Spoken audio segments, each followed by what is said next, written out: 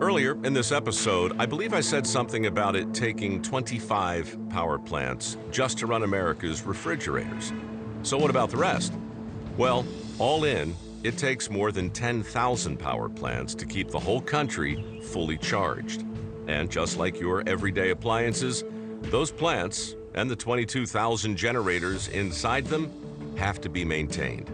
At the Hoover Dam, that means making sure that all 17 generators are up and running before the early summer saps their output abilities. So far, they have one of them, A9, back in business and are now ready to conduct a critical inspection on its neighbor, A5. But before that work can commence, Penny de la Pena needs to confirm that the transformer connected to that generator is free from the 200,000 volts that could wreak havoc if left live.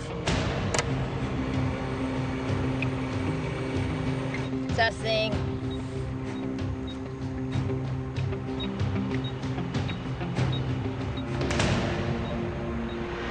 Verified de-energized. All right. Having confirmed that the transformer is indeed dead, Penny will now clamp on a grounding cable to make sure it stays that way. So we're gonna drop the rope down to Clark, and Clark's gonna hand us the grounding cable. All right. Drop it down. Ready? Now. Got it.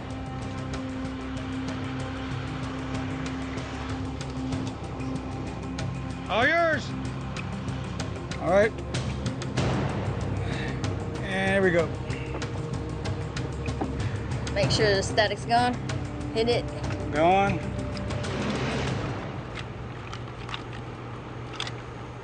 There it is. That's good. Taking the rope off. That's slack. We got the grounds on. All right. Good job, Penny. With the transformer grounded, generator A5 can now be safely inspected. And that's where this fella comes in. Preventive maintenance worker Jared Perry.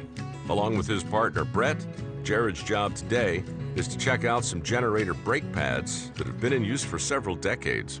We're going to do the brake inspection on Arizona number 5, or A5. We have to crawl underneath the rotor. We'll be checking the thickness of the brake pads. It might seem beside the point to worry about something that stops a generator from making electricity, especially during the busy season. But on occasion, Hoover might have to halt production on this unit for any number of reasons, including emergencies. And doing that would be impossible without brakes like these. These generators, they go, and there's 800 tons of rotating parts. So they'll rotate forever if we just turn off the water. So we'll actuate the brakes, and then the brakes stay on so the generator doesn't creep or turn when it's not supposed to. In all, a generator like this has 12 brake pads, which Jared will need to inspect one by one. And since the underside of the machine isn't the roomiest of places, he'll head down solo and radio his findings back up to Brett. So this is the brake pad here, and you can see the slope of the brake pad. The rotor over the years has drooped down, and the drooping causes uneven wear on the brake pads.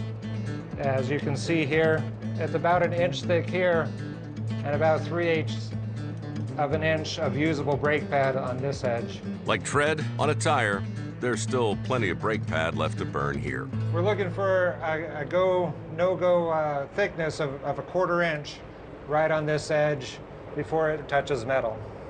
If these brake pads measured a 1/4 inch or smaller, we'd have to replace them and have them pre-sloped so they'll fit in with the rest of the brakes here. So far, everything looks as it should. But Jared still takes note of how much life is left in each pad. The thickness on brake pad number 2 is 3/8 of an inch. Number 2, 3/8. Let's move over to number 3. This is one of the harder places to get around.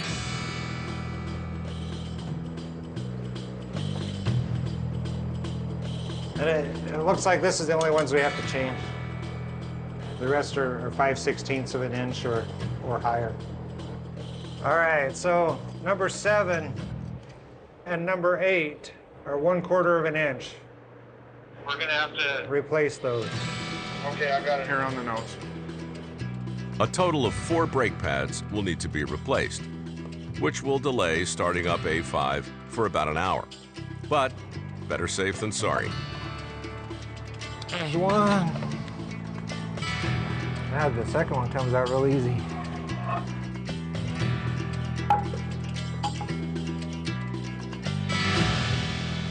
Back out of here. With the 4 worn-out pads removed, Jared and his partner head off to order some new ones. And they know just the man for the job, veteran machinist Charles Wolford. Hey, Charles. Hey, Brett. Got some old ones for you, bud. Oh, brake pads. Yep. Okay. We need replicas of these just a little bit thicker. Okay. So just give it the same angle. Yeah. Yep. I'll give you a call when it's done. Okay, thanks, bud. All right.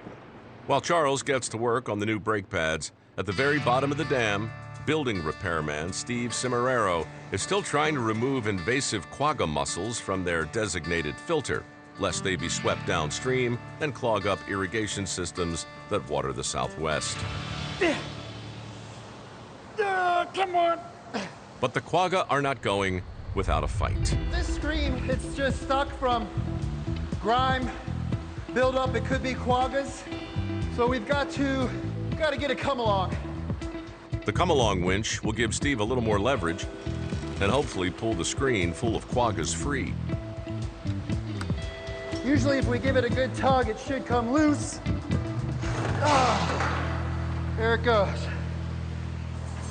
So now, just pull it up. So what we got caught on here is quaggas. We've got grease, some paper, but mostly quaggas. All this would be going downriver. So it's a good thing we have these trays. Now it's just a matter of scraping every last mussel off the screen. Not the most glamorous of tasks, but important all the same. This here is really, I think, necessary to keep the environment clean. I take it personally, I like clean water myself. If Hoover Dam didn't do stuff like this, then the environment would be a little less clean. So I feel like I'm doing my part. Yeah, we'll flip it around. Just try to get off as much as I can, because when I put this back down, the water's gonna try to pull this stuff back off. I don't want any of this going down river. All it takes is one quagga.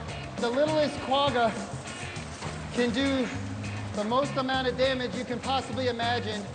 All right, I think we got a pretty good amount. Let's see all these.